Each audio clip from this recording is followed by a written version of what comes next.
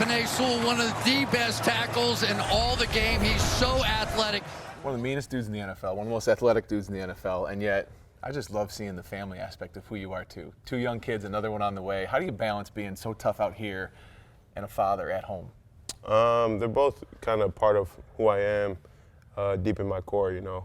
Growing up, I've always played the game of football, so that's the way I am now playing the game. It's kind of grown into what it is, and I like to separate the two because my personality off the field is totally opposite, and I like to be happy, always just really putting a smile on somebody's face. And then when I cross those lines, it's total opposite.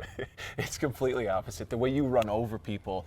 I asked Frank Ragnow a couple weeks ago, I said, have you ever seen a lineman like Penei? He goes, I've never seen an athlete like number 58. Where does that come from? Where does the energy, the ferocity, where does all of that come from within you, and how do you execute it so well on the field? Really the passion just comes from me loving the game, and then also just loving the guys in this building, ultimately.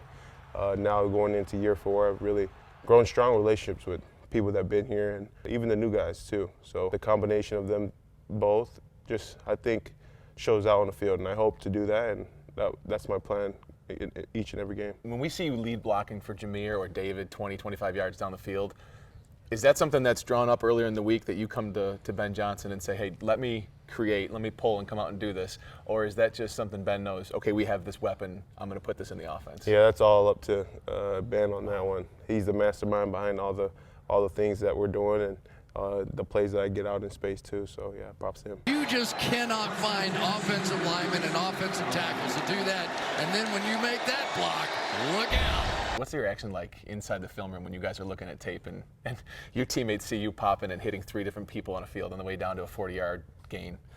Honestly, there was no reaction when we watched it. Yeah, no, it's just been, I guess, another play. I think it speaks to the level of excellence then that you guys have established, because across the nation, people are starting to realize what a weapon you are. I mean, football people knew, but you've become a household name across the game this year. Do you recognize and kind of feel the star that you've become in households, not just locally, but nationwide? Not really nationwide, definitely locally. A lot of fans come up to me, show me love, and just tell me all the things that I'm doing. So I just hope to keep it going and give it all for the city and this team. The city gets it. I mean, this fan base gets it. It stretches throughout the whole state.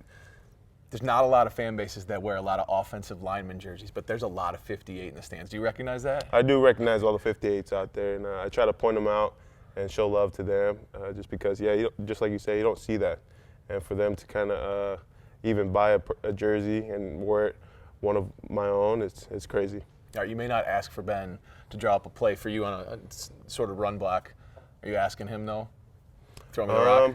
Oh, not throw me the rock. I just feel like we have too many playmakers for the ball to come to my hands. Just put me in front of them. Does it happen this year, though? You getting a touchdown? As of right now, no. No. But I hope to get one, I guess.